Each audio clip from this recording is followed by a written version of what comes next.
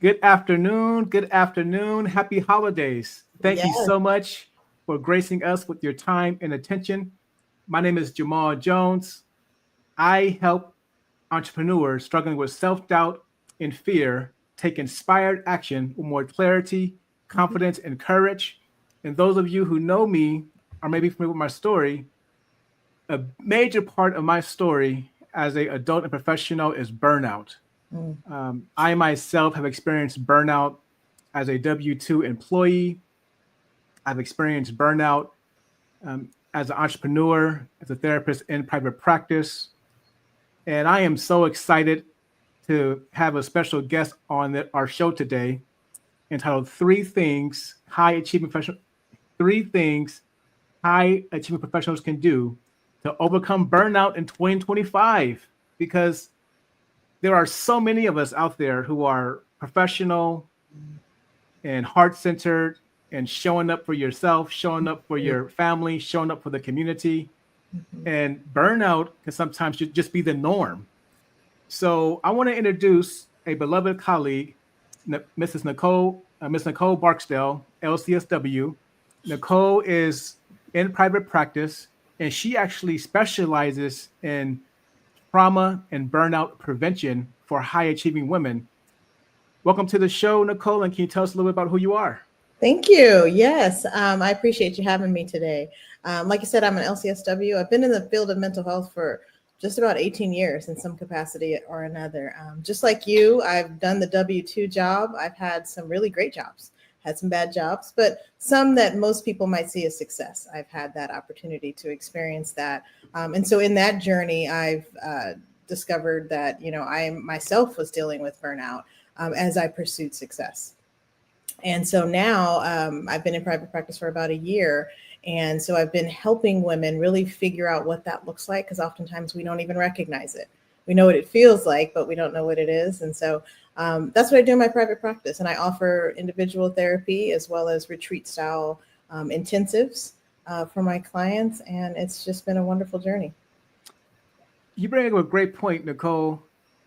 Can you talk to us a little bit about how to recognize burnout? Mm, Because there are people who are watching us right now who, as far as they know, they're good.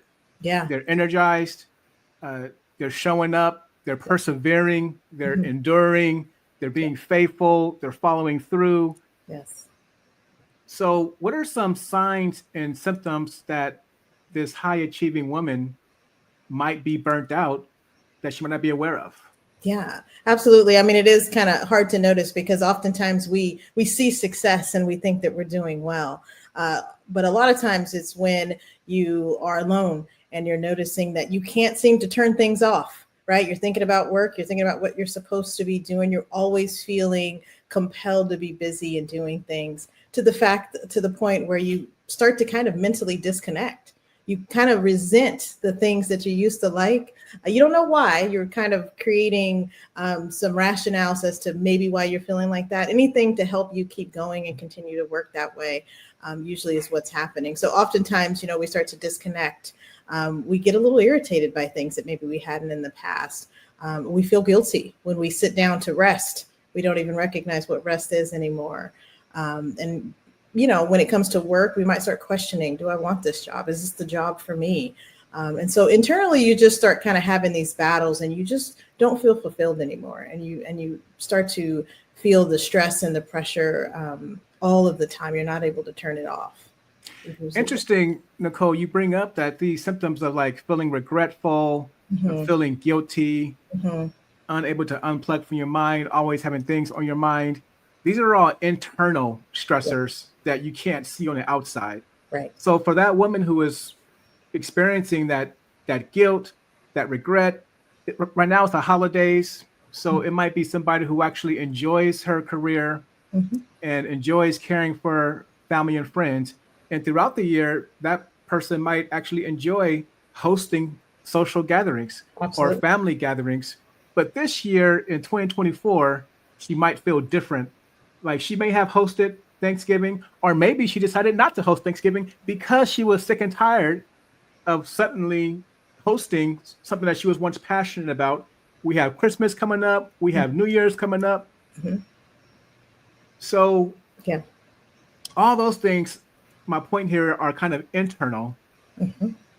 Is there anything else you want to add to kind of add some color to helping this person become more self-aware that they may actually be experiencing burnout in addition to those internal stressors? Absolutely. I mean, people around us, people that know us, that love us, might, start questioning, you okay? You feeling all right? And you're acting a little different. You good? And so checking in with us like that, which oftentimes we might take offense to that. What do you mean I'm okay? Don't you see I'm doing all the things I'm supposed to be doing? The dinner is done, and the hosting is done. But your mood is a bit different. You're a bit shorter with people. Your tolerance might not be where it used to be. And so those are some of the things, especially when you're a mom, maybe, and you have children. You may notice that you're pouring into other areas, and when it comes to the kids, you're kind of snapping on them a little bit. You don't mean to, but they might say, "What's wrong with you, Mom? What's going on with you?" Those are signs usually that the people around us are starting to feel that are overwhelmed. It's spilling out, right? Nicole, we all have internal stress. We all can experience some level of turmoil on the inside. What you're describing here is it begins to actually spill over from inside to now it's spilling over into personal relationships. It's spilling over into parenting and Yes. people in our support system. This could be our supervisor. It could be a colleague. It could be our children Mhm. who are now, they might feel something different. So they might enjoy that meal with us and look forward to it, but maybe we were a little bit more agitated or Absolutely. not Are as distracted, patient. feeling very distracted, being on our phones, not because we're, on social media necessarily, but we're looking at emails, or we're checking to make sure we did this, or feeling as if we forgot something. So we're not present really with the people around us. And that starts to show up in our relationships. And that's when it starts to affect relationships. So as we are building out this definition of burnout, we're kind of highlighting there's some internal turmoil Hmm. that becomes so it gets to a point to where it begins to spill over into our outside world, Hmm. and people begin to notice, what about energy and the type of energy, like this person is like working full time and a parenting is a full-time job, and Hmm. they're involved in the community, they're on boosters clubs, and they're doing all the things. Can you share a little bit of insight into how burnout affects their energy? Absolutely. I mean, when we strive to show up in all these areas, because that's what we've been doing most of our lives, before we even hit the point of burnout, we very much identify that we are able to perform in this way. And so we always feel like we might have this energy. I can do all of these things. But in certain areas, you're going to see the lack. We can only perform so much. And so we may, have energy in one space and not another. But over time, because we have so much going on, we're kind of dragging a little bit. We're forgetting things. We're not as present. We might not feel as sharp as we did before, even though we know we're capable of that. And there's nothing to indicate that that should be lacking now, but it's just a lot. And we're feeling very much stretched and pulled in so many directions. That we're not able to show up in the way that we usually do. So in terms of energy, we honestly kind of just want to lay down. You just want to kind of lay in the bed, but the guilt of I'm supposed to be doing all these things keeps us going and keeps pushing us. Nicole, for me, when I was experiencing burnout as a W-2 employee, I was doing a lot of things you're talking about. Mm-hmm. I didn't have the self-awareness at the time to really say, Jamal, you know what? You're burnt out. And Jamal, you need to actually use your PTO, Mm-hmm. vacation time. I actually kept pushing myself, Mm-hmm. and I eventually got let go by my job. So Mm-hmm. that's why I'm so passionate about this, because at the time I was a breadwinner, Yeah. 38 years old with a 3-year-old daughter. And next thing I knew, because I didn't have the self-awareness to take some practical steps to prevent myself from losing a 6-figure income just like that. Mm-hmm. Looking back, for me, hindsight's 2020, and there's things I would do differently. But for that person who was like me, Mm-hmm. that woman out there who may be watching this right now, she might be asking herself, is she burnt out? Mm-hmm. I wouldn't wish what happened to me on anybody else. Right. And so as we're looking at the coming to the end of this year and trying to position these women to be successful in 2025, can you give us one or two tips of things that they can do to proactively overcome or avoid burnout in 2025? Absolutely. One of the things I always encourage people to do is just really prioritize rest as a non-negotiable. And what that really looks like is having these times in which we very intentionally rest. If the dishes need to be done, they get to sit there, right? If we need to run a few errands, they may not get done. And so, really carving that out, just like we would schedule a play date or we would schedule a coffee date with a colleague, really taking the time to schedule ourselves in our own lives is really important. Even if that's just a few hours a week or, a certain day, maybe half a day on a weekend, if you can, something like that, to just really, make sure that you can be consistent with that. So maybe every week or every Tuesday is kind of your day to, take that time for yourself is really important. Now, Nicole, if someone's listening and they're like, oh my God, she said rest, she must be crazy. Yes. This Nicole Barksdale has no idea the level of responsibility I have. Nicole has no idea what I'm dealing with as a Yes. mother, as a professional. Yes. Rest for me is not an option. Can you talk us through, Nicole? Yes. I guess, how would you respond to that person who is really resistant to the idea of resting? Because for this high achieving person, to rest means to not do anything. Absolutely. It And I means to love that. stop. I appreciate you bringing that up because that's so important to really address and to redefine what we think that means. And so, for many of us that are pushing and pushing and pushing to, sort of accomplish all these things and do these things, rest could look like doing something different that is for ourselves. And so it may not look like lying down in the bed. It may look like hitting the gym or being present with your child, playing a game on the floor. And just making sure you're listening to every word they're saying and being very present with them.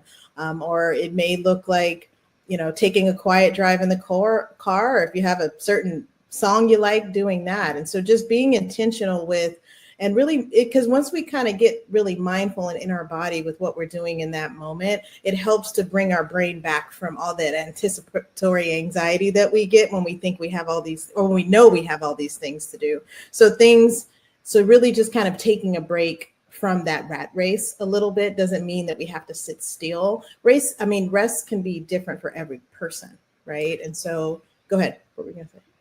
As you're talking, it almost sounds like resting is to unplug Absolutely. from the regular responsibilities. Absolutely. To unplug from the things, the people, and activities that are draining you. Yes. And to engage in the relationships and activities that give you life. Absolutely. And sometimes we don't know what is draining us either. Right. And so we hear that word. It's like, no, but I'm doing a good job. I'm doing really well. And so really taking a little inventory of life and saying, okay, this is job. This is what I'm supposed to do at work. These are my responsibilities at home. This is what kind of life looks like in terms of my responsibilities in my life. So rest is going to look different than that list of things that we know we have to be responsible for. As you were talking, Nicole, I was thinking about, oftentimes when you're heart-centered and you really care for your family and friends, it's not unusual for family and friends to begin to depend on you emotionally. Right. And they begin to text you more frequently. And you're a sister, you're a daughter, you're a friend, but the way these people begin to access you, you can begin to feel like you're their therapist, you're their doctor, you're their psychiatrist, and so when it comes to unplugging, do you know of any stories where for some people who were burnt out, they actually had to limit or set some boundaries with who they were receiving text from or who they would speak to on the phone or spend time with? I can use my own example. When I was burned out and I worked for the state of California and I left that job, and I had to be very intentional with letting people know that I have some stuff going on, and if I don't get back to him, it doesn't mean anything personal. I had to take that initiative and use that verbiage and communicate that for myself. And that was me learning boundaries around, I need this break, because my innate ability to want to help and hear you and help you solve the problem, it just kicks in. And I find myself just kind of wrapped up in, the people that I care about, whatever they have going on. I want to be there to support them and care for them. So I recognized I had to be intentional with stepping back, which was a challenge, because it's not something that I usually do. And that's when that intentionality really has to kick in. I can only imagine it must have been so freeing. Like once you did it, like to be free of that pressure to respond, the pressure to have the answer, the pressure to be there. That one boundary kind of, did you feel like you got lighter in your shoulders? Without question. Before that, I had never even put my phone on do not disturb before. Wow. Right. And so just to give you an idea. And so it did. I mean, you have to recognize and acknowledge the guilt that you might feel that sort of instantly kicks in, but then you can pay attention to the relief you feel in your body. So some of the things we're unpacking in this definition of burnout is these are high achieving women. Yeah. They're passionate about their life. They're passionate about where they live, where they work, where they play. Over a period of time, because they've been pushing themselves so hard, the things they were passionate about, they actually begin to have some resentment. They begin to have some guilt.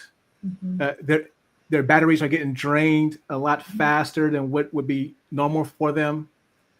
And so your first tip for this person, and it also begins to spill over. It begins internally, but spills over into their personal relationships, their productivity in every part of their life. Yes. And so your first tip for them is to prioritize rest. Absolutely. Now that we have that said, what would be a second tip you would offer these high achieving women as they prepare for 2025? The second thing I would encourage people to do is just redefine success to include our well-being. Does that make sense? And so, oftentimes we know what success looks like. And usually when we take time to define that for ourselves, we're not necessarily included in that definition. Well, hold on. So Nicole, so I know there's somebody out there, especially if it's a person with some may have a faith-based background, some might not, but there's this sense when you're a leader of being selfless. And it's not about me, and I'm here to sacrificially love and care for others. Yeah. So for that woman out there who has been socialized and conditioned and trained to really put others first. Yes. What you're saying here might come off as kind of revolutionary to that mindset of, are you telling me to go against how I've been trained? Are you telling me to go against my faith? Are you telling me to go against, I love people. I love my family. I love my children. I love my clients. And you're telling me to prioritize my wellness? Can you kind of unpack that for us a little bit, Nicole? And I've had people say that, and I've said that. And so, when we get clear about how we want to show up for the people we love, get real clear about, how do I want to show up? If I want to be caring, I want to be present. And then you take a look and you compare that to, how am I feeling now? Am I able to show up that way? Because that's important to me. Does it align, if that makes sense, right? Yes. And so oftentimes looking at that and saying, I want to do this. This is absolutely important to me. And so I can say, are you able to do that right now? What does that look like? I'm not, because I have these different feelings. So because it's important to show up in that way, we got to take a pause so we can get you back to where you need to be so you can show up in that way. Because you're recognizing right now you're not able to do that. So our audience might want to be considering for 2025, what are their priorities for their personal wellness? Absolutely. What are their priorities for their personal relationships? What are their priorities for their career? Because they are important. And it reminds me of a verse, actually the greatest commandment, where it says to love God with all your heart, all your mind, all your soul, all your strength, and to love your neighbor as you love yourself. And I kind of get a sense that's where you're coming from, is to say, hey, care for yourself, nurture yourself, prioritize your needs, because the better you take care of yourself, that's actually going to help you be more effective in how you care for others. Am I getting that right, Nicole? 100%. That's exactly right. And, you know, going back to, I know you mentioned that I also, you know, do a lot of work around trauma because of the relationship between trauma and burnout. And when you were speaking earlier about, you know, I want to be able to pour into other people, that's very important to me. And so for some people, maybe not everybody, but sometimes very triggered when we can't do that. And that, you know, really causes us to feel a bit overwhelmed with emotions, and it plays into that burnout, if you will. And so when we do that treatment, we're going after some of those core beliefs, maybe some of those parts of ourselves, maybe it's a people pleaser part or a perfectionist part of ourselves that help us in many ways, but it can also hinder us in others in terms of taking care of ourselves. And so that's what we address when we work together.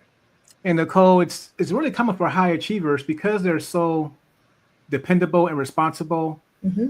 Some people actually pride themselves on the mantra, you know, if you want something done right, you got to do it yourself. And they can really be burnt out and really be loyal to this do-it-yourself mindset Mm-hmm. because they are capable, they are competent, and they've been holding it down for so long. How challenging is it for this high achieving woman to ask others for help or to seek out support that they might need? And could there possibly be a third thing that they can do in 2025 to like get out of this burnout, get off this burnout treadmill that they're on? You know, sometimes taking the word burnout off the table has been helpful because we may not define it that way. We may just feel like, I don't like the way I've been feeling lately. I haven't felt rested. I haven't felt no peace. I don't feel fulfilled in what I'm doing. I feel like I'm just running in a circle, and I just want to feel some peace and some relaxation. And I can't seem to grasp. I don't know how to get there. And so sometimes it's just as simple as, let's have a talk. There's something going on in your life right now that it's not that you're necessarily unhappy, but you have a desire for something better and you want to explore that. And so sometimes taking that off allows some of that protective part of us that wants to keep us safe from coming up, because oftentimes we get that protective part showing up and people feel uncomfortable saying that maybe that's not okay, that I act that way or that I behave this way. And so, you know, having conversations around, how do I desire to feel in my day-to-day life? And is that happening for me? I love how you kind of talked about the struggle, the challenges that they're facing right now. Because for some people, the word burnout just doesn't resonate. But that loss of peace and the lack of fulfillment and the frustration and the being easily agitated and feeling tired and not enjoying certain aspects of their life like they once did. It's really tough during the holidays because for some people, they really have an affinity toward the holiday season, though for others, it can be a very painful and difficult time. So, Nicole, we talked about this sense of like guilt and internal resentments and frustration, and how this turmoil on the inside begins to spill over into personal relationships and negatively impact productivity in every aspect of life. You recommend that people prioritize their rest. You also recommend that people prioritize their own mental wellness so that they can be more effective in how they add value and serve others. There might be somebody who they're watching this and they kind of resonate with you and connect with you. Do you have any openings in your private practice? From what I understand, you work with an exclusive limited number of clients throughout the year. Do you have any current availability? And if so, what would it look like for someone to reach out to you for help? Absolutely. I do have some things coming up, especially in 2025, to be able to reach more clients, retreat style things, as well as some one-on-ones. And so if anybody was, interested and wanted to talk more, I have an email address at info@NicoleBarksdale.com. It's a really great way to reach out to me, to just have a dialogue. Because sometimes, you might feel like do I need therapy? What kind of support do I need? And you're uncertain. And so I provide a 30-minute consultation, which gives me an opportunity to just sit down with somebody and say, what is happening for you and how can I support you?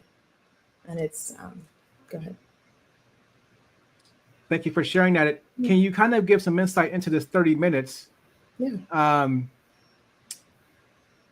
I know for myself, when people contact my practice, one of the most satisfying things for me is if for some reason that person or that couple isn't the best fit for my practice, I love to refer to people like you and others who I know is going to take care of these folks. Yeah. Can you walk this person who is like thinking about scheduling with you? What happens if they are a good fit for you? And also what happens if, based upon their needs, they're not the best fit? What do you do then? You know, and I do the same thing. I like to have, it's about the client when I meet with them, if I'm being honest. And so I go over what I offer and how I can support them. I give them an opportunity to really just share what even brought them here. And, you know, we have some dialogue around what they'd like to see happen. And then we can narrow that down to see if we could be a good fit in working together. And if not, I always like to give them, you know, a few referrals. I actually encourage them to continue to look around and talk to other people, because therapy can be very intimate in terms of you're being vulnerable, you're sharing things, and you want to feel good about the person that you're choosing to do that with. So, you know, no matter who I meet with, I always encourage them to, you know, take a look at, you know, these folks, and, you know, there might be some other people who might be a better fit or you might feel a bit more comfortable with. Thank you for sharing that. Yeah. Well, to our listeners, burnout and compassion fatigue, it's real. Hopefully for those of you who are listening who may not had a realization that you were experiencing some of these struggles that people who are burnt out tend to have, we hope that you can be a little more self-aware. And you as a leader, as a professional, as a family member, is so important to our society, to our community. And so we really hope that in 2025 that you get the help that you need. Nicole Barksdale, she has dedicated her practice to serving high achieving women who struggle with burnout. So if that's you or someone you know, please contact her at info@NicoleBarksdale.com. Nicole, do you have any closing thoughts? You know, I just want to say for people, if you are feeling this way and you're still a bit on the fence on how to get help, I would just encourage you to build a support system. You know, get some people around you that you can have dialogue with, whether, you know, maybe your local church or, you know, a women's group or your gym or, you know, whatever you can to just be able to express how you're feeling to someone. Don't feel like you have to hold it in. You know, find your people if you can, you know, and you'll get through it. Well, thank you, Nicole, and thank you all for gracing us with your time and attention. I'm Jamal Jones. I help entrepreneurs who struggle with self-doubt and fear take inspired action with more clarity, confidence, and courage. And burnout is a big part of my life story. I know it's a part of many others, including Nicole's. So what an honor and a privilege it was to be able to share, to have this here with you today, Nicole. Again, thank you for your time. Absolutely. Thank you for having me. Be encouraged.